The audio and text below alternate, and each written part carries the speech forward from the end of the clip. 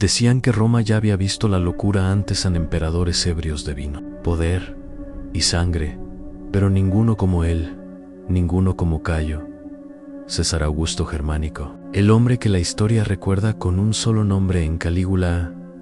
Para algunos era un dios, para otros un monstruo con una corona de laurel y oro puro.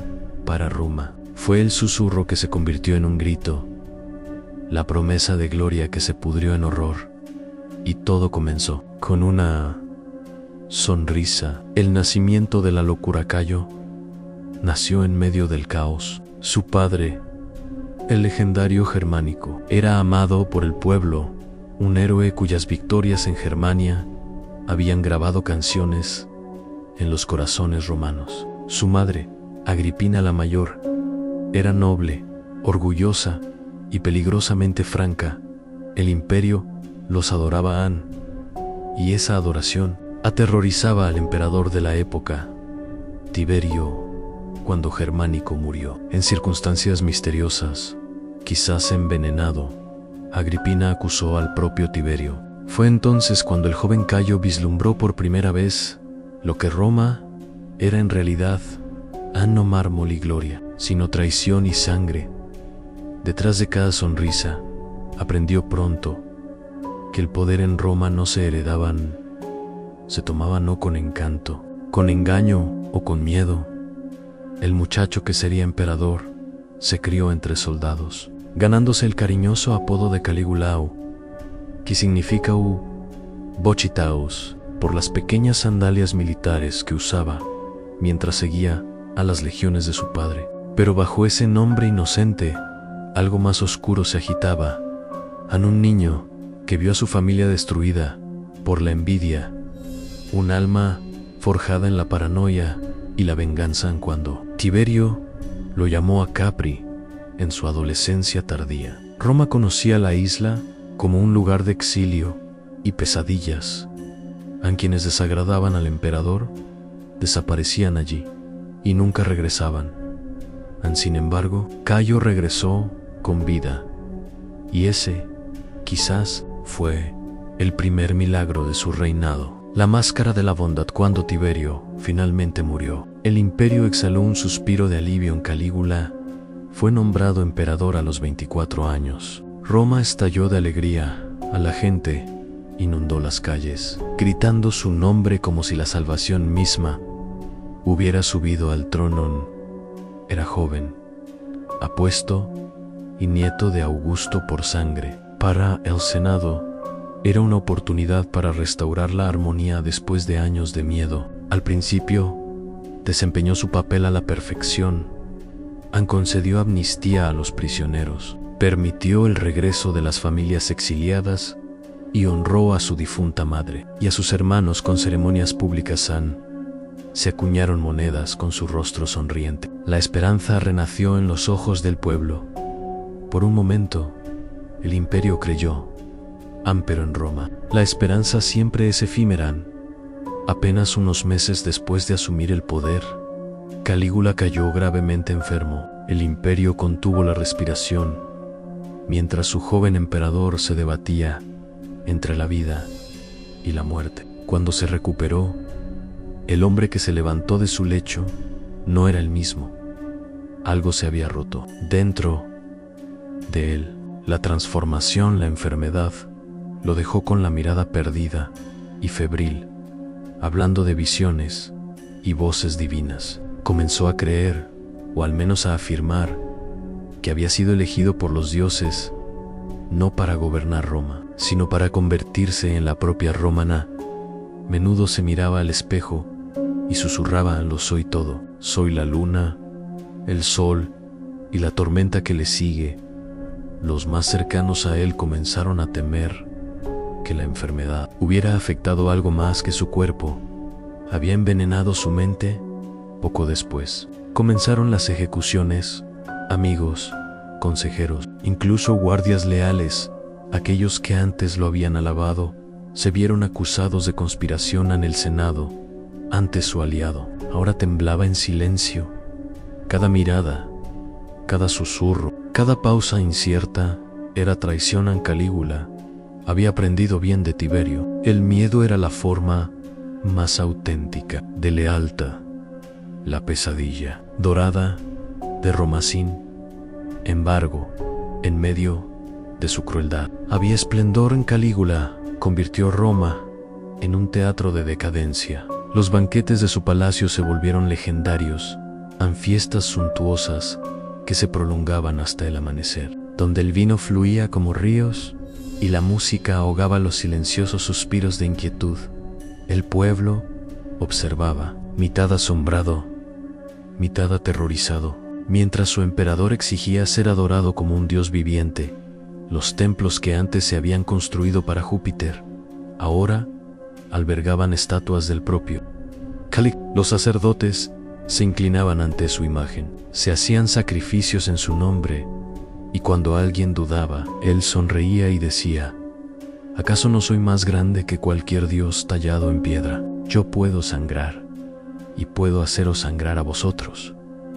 Ordenó la construcción de nuevos puentes, torres y monumentos, proyectos tan vastos que agotaron el tesoro en meses. El imperio se desangraba en oro, mientras el emperador se bañaba en el ampero. Detrás de cada banquete, detrás de cada reluciente muro de mármol, los susurros se hacían más fuertes. Roma tenía miedo en el Senado. Humillado e impotente, conspiraba en las sombras. La delusión divina, la locura de Calígula se profundizó. Comenzó a creer que los propios dioses eran sus rivales en una noche. Entró en el templo de Júpiter y ordenó que se retirara la cabeza de la estatua y se reemplazara por su propia imagen. Para él, esto no era blasfemia, era justicia. ¿Cuánto tiempo más se arrodillará Roma ante un fantasma en el cielo?, dijo. Cuando un dios viviente está ante ellos. Hablaba de conquistar el mar, de librar la guerra no contra naciones, sino contra la propia naturaleza. Una vez ordenó a sus legiones marchar hasta la costa de la Galia, alinearse en la arena y recoger conchas marinas, declarándolas botín del océano. Para los soldados era una locura, para Calígula era un triunfo.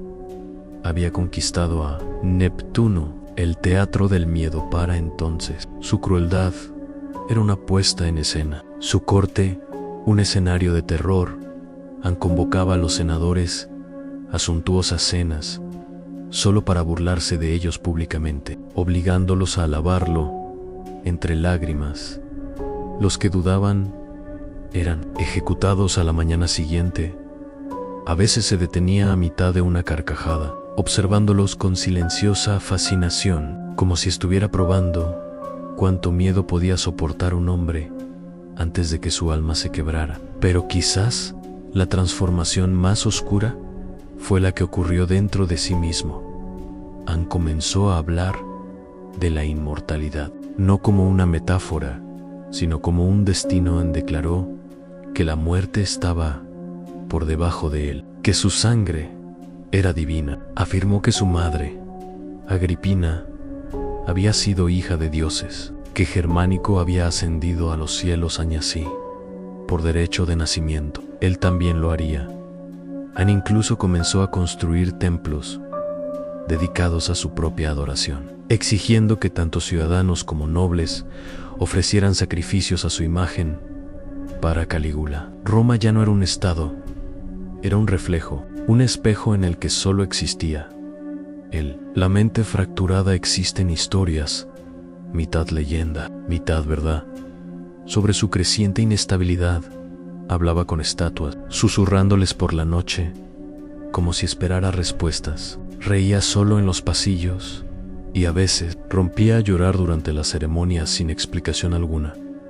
En ocasiones era amable, casi infantil. Acariciaba animales, daba regalos a desconocidos. Momentos después, ordenaba ejecuciones por ofensas imaginarias. Una vez dijo: el poder es saber que la vida de un hombre depende de un soplo tuyo. Para Calígula, eso no era poesía, era una revelación. Gente comenzó a ver no a un dios, sino a un hombre que se desmoronaba bajo el peso de su propia divinidad. Sin embargo, nadie se atrevía a hablar, ni siquiera cuando los guardias vigilaban cada puerta, ni siquiera cuando los espías escuchaban. Desde cada sombra han de vivir. Bajo el mandato de Calígula, era respirar con cautela, pensar en silencio, rezar para que la mirada del emperador pasara de largo, sin ser visto.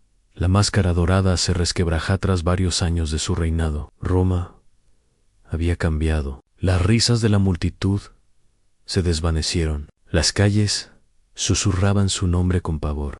El emperador, antes radiante, ahora parecía pálido, inquieto, con los ojos hundidos por visiones que solo él podía ver. Hablaba a menudo de presagios de la luna, teñida de rojo, de voces que lo llamaban desde las profundidades del río Tíber. Creía que los dioses se habían puesto celosos de su poder, que tramaban su caída. Y quizás, así, eran por que todo imperio construido sobre el miedo acaba devorándose a sí mismo.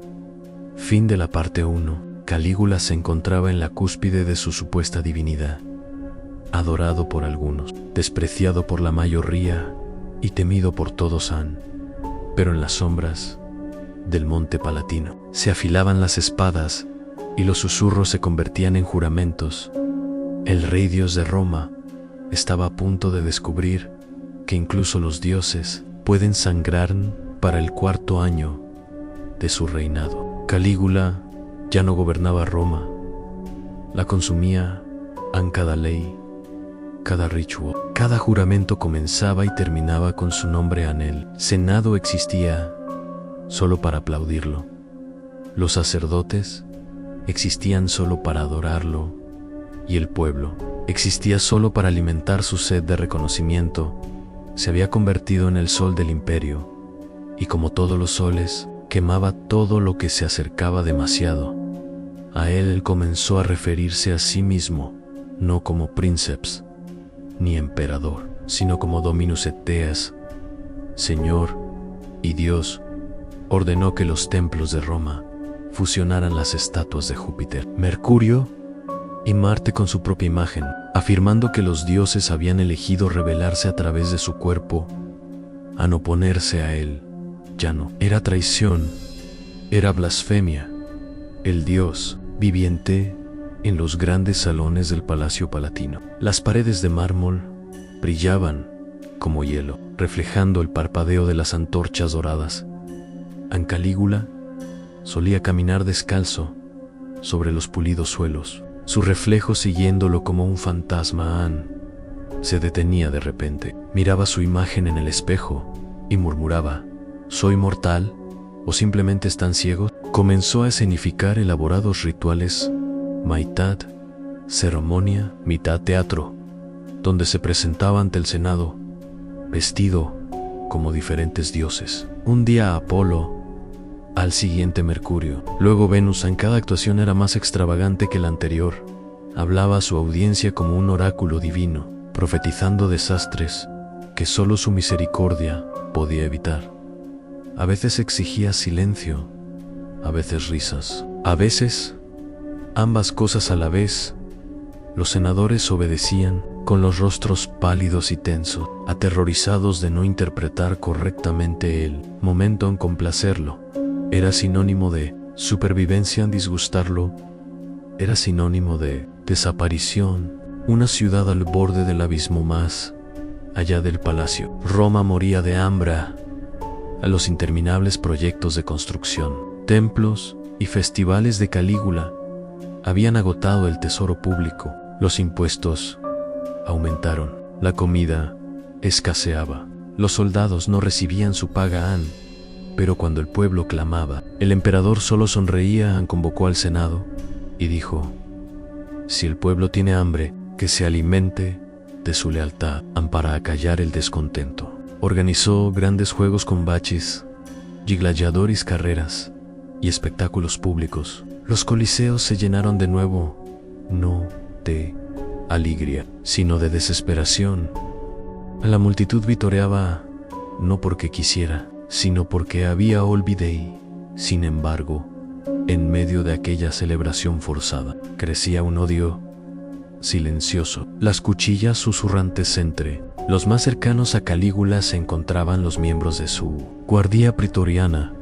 Los protectores personales del emperador habían sido elegidos por su lealtad, por su fuerza, por su silencio, pero incluso el hierro se dobla cuando el fuego es demasiado intenso. Su comandante, Casio Querea, era un soldado de disciplina y orgullo. Calígula se había burlado de él a menudo, mofándose de su voz, llamándolo débil delante de los demás. Al principio, Querea lo soportó, pero la humillación, cuando se repite, se convierte en veneno. En las tabernas comenzaron a circular susurros. Si los dioses no acaban con él, quizás lo hagan los hombres. Calígula, ajeno o indiferente, continuó provocando. No confiaba en nadie, pero tampoco temía a nadie. En una combinación fatal, el océano de la locura en sus últimos meses, el distanciamiento de Calígula de la realidad se profundizó.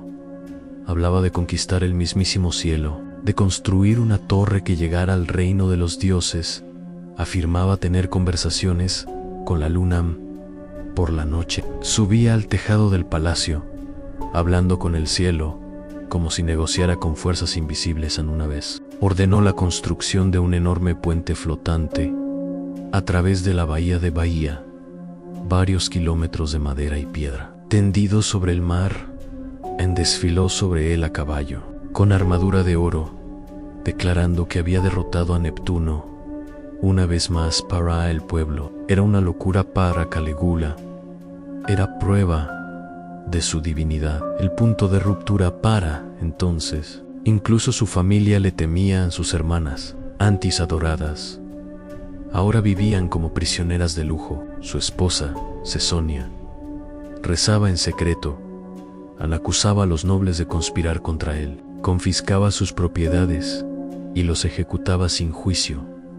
A los cuerpos se amontonaban más rápido que las estatuas de mármol erigidas en su honor. En cada día llegaban nuevos decretos, más extraños, más crueles, más erráticos. Exigió nuevos templos para sí mismo en cada provincia. Ordenó que los barcos fueran pintados con su imagen. Cambió el nombre de los meses en honor a su familia. El imperio que una vez había cantado canciones de su juventud, ahora susurraba maldiciones por la noche. Sin embargo, en su mente, todo estaba bien. El último festival enero, Anno 41, Tenzin Calígula anunció una nueva serie de juegos para celebrar su divinidad. 40 días de banquetes, carreras y representaciones teatrales. La ciudad resplandecía con estandartes de oro y carmesí. Músicos llenaban las calles. Bailarines actuaban bajo arcos de mármol ampero, bajo el bullicio. Algo más se gestaba en un silencio cargado de intención. Casio Querea y un pequeño grupo de guardias habían tomado su decisión. El dios de Roma moriría a manos de sus propios adoradores. La noche anterior al asesinato, Calígula celebró una cena privada. Reía más fuerte de lo habitual, burlándose de los senadores, bromeando sobre la lealtad de sus guardias. En un momento dado, levantó su copa y dijo: aunque muera, viviré de nuevo en cada rincón de Roma, porque no soy un hombre, soy Roma misma. Doble comillas, punto de, o cómo dejar de hacerlo. La caída del dios viviente a la mañana siguiente, 24 de enero, Calígula entró en un pasadizo bajo el Palatino, dirigiéndose hacia el teatro donde iban a comenzar más juegos. El aire estaba húmedo, el corredor iluminado por el tenue resplandor de las antorchas. Querea lo estaba esperando. Cuando el emperador pasó, el comandante alzó la voz con burla, repitiendo el insulto que Calígula le había lanzado a menudo. El emperador se giró medio divertido, medio irritado. Fue entonces cuando llegó el primer golpe. La daga se clavó en su cuello, luego otro y otro más. El aire se llenó del agudo sonido del acero. Al penetrar la carne, el dios de Roma se tambaleó, con los ojos desorbitados por la incredulidad. Su cuerpo cayó al suelo, con las manos aferrándose a las baldosas de mármol. La historia no se pone de acuerdo sobre cuántas veces fue apuñalado. Algunos dicen 30, otros dicen más. Pero cuando todo terminó, cayó Calígula, el divino emperador. Yacía inmóvil. Consecuencias: los asesinos lo dejaron allí, sangrando bajo el palacio en la fuera. Los juegos continuaban. La multitud rugía, ajena a que su emperador ya estaba muerto. Cuando la noticia llegó a sus oídos, se desató el caos. Algunos se regocijaron, otros entraron en pánico. Los soldados irrumpieron en las calles, matando a cualquiera que sospecharan de estar implicado. El Senado intentó restaurar el orden, incluso considerando abolir por completo el sistema imperial. Pero el poder nunca permanece vacante por mucho tiempo. A las pocas horas, la guardia pretoriana descubrió al tío de Calígula, Claudio, escondido detrás de una cortina. Lo sacaron a rastras y lo aclamaron emperador. En Roma había enterrado a un dios solo para coronar a otro hombre, el fantasma de Calígula. Sin embargo, la muerte de Calígula no puso fin a su historia. En las semanas siguientes, extrañas historias se extendieron por todo el imperio. Algunos afirmaban que su espíritu deambulaba por los pasillos del Palatino, susurrando a los guardias por la noche. Otros decían que su estatua lloraba sangre durante las tormentas. Algunos incluso creían que no había muerto en absoluto, que un dios nunca podría perecer de verdad, solo transformarse, sea cual sea la verdad. El legado de su locura perduró en Roma, marcada para siempre por su reinado. Llevaría su nombre como una herida que nunca cicatrizaría. El legado del miedo. Los historiadores debatirían más tarde si Calígula estaba realmente loco o si simplemente era el reflejo definitivo de la propia Roma, que reflejaba toda su vanidad, crueldad y sed de poder. Fue la pesadilla del imperio hecha carne, un hombre que creyó poder dominar a los dioses, y durante un tiempo casi lo logró. Incluso siglos después, su nombre siguió siendo sinónimo de exceso y locura. Obras de teatro, poemas y rumores resucitarían su fantasma una y otra vez. Y en esas narraciones, una verdad siempre perduraba, aunque la línea entre el hombre y el dios es más delgada de lo que nos atrevemos a creer. Y una vez cruzada, no hay vuelta atrás. La reflexión final. El mayor crimen de Calígula no fue su locura, fue su convicción de que el mundo existía solo para adorarlo. Convirtió la fe en teatro, el poder en arte, el miedo en devoción. Y aunque su imperio se desmoronaba bajo sus pies por un instante fugaz, se erigió como algo superior a un mortal, brillando con la luz insoportable de su propio delirio. Luego, tan rápido como ascendió, desapareció en un dios asesinado por sus propios creyentes, un hombre consumido por el espejo que él mismo creó en Roma. Seguiría adelante, se reconstruiría y resurgiría, pero en lo profundo del mármol, bajo los cánticos de nuevos emperadores y las risas de nuevas multitudes. El eco de Calígula permaneció en un susurro transmitido por la propia historia. Han cuidado con el hombre que quiere ser Dios.